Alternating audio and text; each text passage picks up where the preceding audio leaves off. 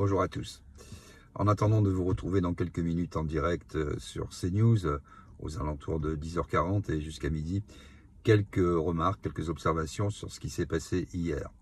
Alors évidemment, si on lit la presse aux ordres et si on écoute les médias mainstream officiels, c'est une victoire d'Emmanuel Macron qui aurait retourné Donald Trump. Enfin, il faut le prendre comme je sais pas quoi, un loisir en fait, hein. Une petite promenade comme ça en disant tiens, qu'est-ce qu'ils vont pouvoir raconter comme conneries. Ils sont complètement démonétisés, complètement décrédibilisés. D'ailleurs, plus personne ne les croit ni ne les écoute. Alors, qu'est-ce qui s'est passé hier? Il s'est rien passé, hein. Trump est resté sur ses positions. Il a quand même reçu Emmanuel Macron en se moquant quand même pas mal de lui, hein. Il n'a pas bougé d'un iota sur le fond. Donc il y aura une paix signée avec la Russie. Ils ont entrouvert la Russie et les États-Unis de Donald Trump la possibilité pour l'Europe d'entrer dans les négociations une fois que les négociations seront terminées, parce que le reste, c'est plus leur affaire.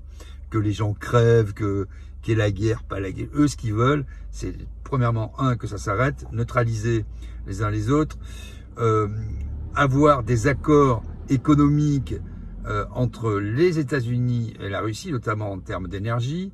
Je te donne ça, tu prends ça. Que les États-Unis récupèrent les terres rares de l'Ukraine, ce qui, évidemment, va arriver. Ça, c'est le premier point. Donc, Trump n'a pas bougé d'un iota sur le sujet. Il a fait semblant de concéder.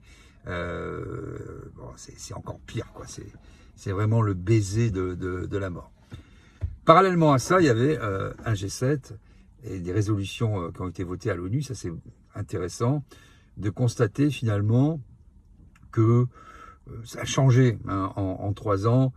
Bon, les frontières de l'Ukraine, finalement, tout le monde s'en fout un peu au niveau de la planète.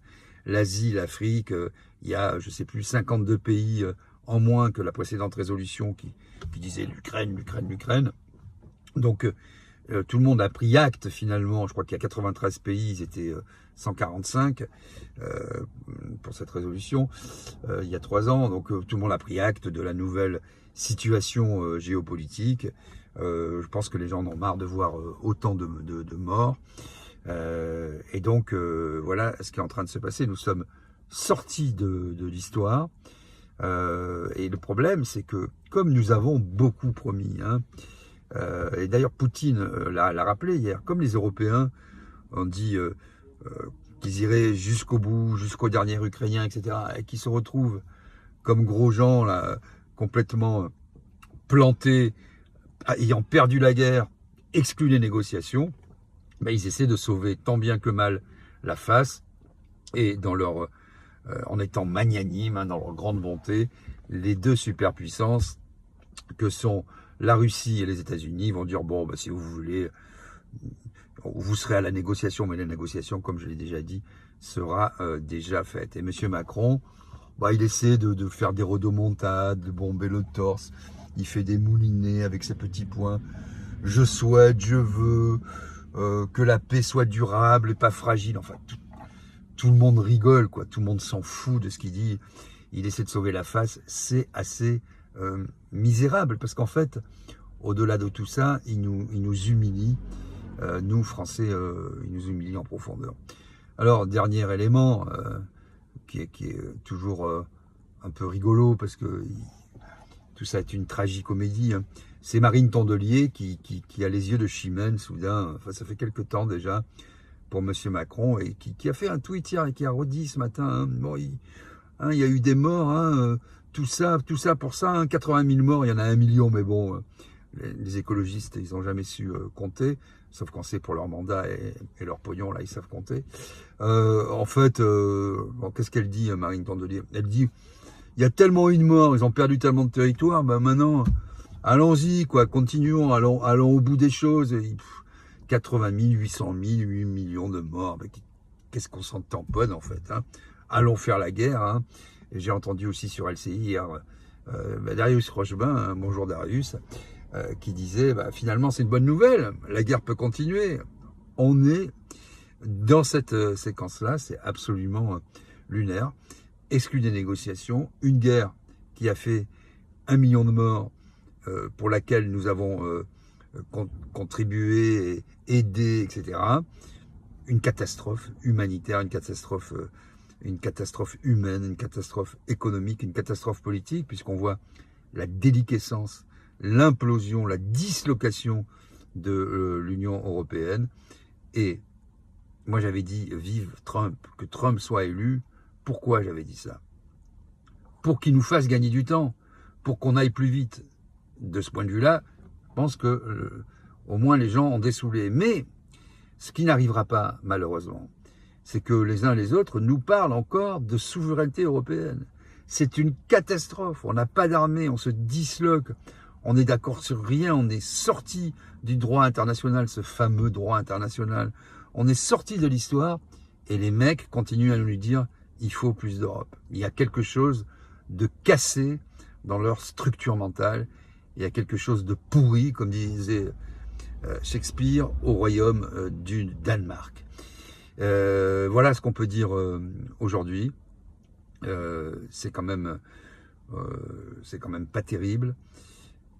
La bonne nouvelle, c'est que la guerre va s'arrêter.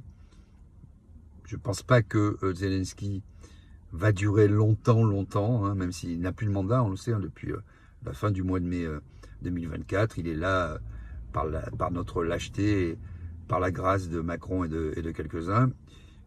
Un bémol, il va être intéressant d'observer ce qui va se passer entre la France et l'Allemagne avec la future nomination du chancelier de la CDU, bon, qui a l'air aussi illuminé que notre petit instable biceps en mousse. Et bon, là, ils vont encore un petit peu s'agiter, ça ira pas bien loin, mais je pense qu'on va encore dépenser de l'argent pour rien, envoyer des armes, des milliards, enfin bon. Voilà où nous en sommes, les amis. Rendez-vous donc à 10h40 sur CNews dans quelques minutes. Ça risque d'être sportif. Mais comme d'habitude, je ne lâcherai pas de terrain. J'en profite pour dire là, brièvement, pourquoi tu vas sur CNews? Pourquoi tu fais ça? Pourquoi tu vas là? Je l'ai déjà dit 1000 fois, je le répéterai. Je vais où il me semble bon d'aller quand les gens ne sont pas d'accord entre eux. Je n'ai jamais aimé être devant des foules acquises, des salles acquises et des médias qui nous brossent dans le sens du poil. Ça, c'est des petites satisfactions de l'ego, c'est juste les gens qui ont envie de succès facile. Moi, je ne suis pas là pour avoir des succès faciles. J'essaie de défendre des idées pour sortir notre pays de la merde dans laquelle il est. Et je pense que ce qui est en train de se produire au niveau géopolitique va nous y aider, puisque je ne donne pas quand même très cher de la poursuite de cette Union européenne, qui est un véritable scandale. Le véritable scandale, c'est que on a perdu notre maître dans la personne de Biden, le sénile en pleine dégénérescence, et nous avons maintenant Trump, mais plutôt que de s'autonomiser, nous avons tous les médias mainstream, allez, 90% de la classe politique française, qui pleurent en disant « Ah, on a perdu notre maître !» Et quand j'ai vu hier M. Macron, je vais y dire moi, Donald, se coucher comme un petit garçon, là, une petite carpette devant Trump, acquiesçant comme un chien derrière une voiture sur la plage arrière. Là. Ah oui, monsieur Trump, j'ai ressenti une immense honte. Et je me dis que ce monsieur ne représente pas les Français. Pas du tout. Ni de près ni de loin, jamais. Bonne journée à tous.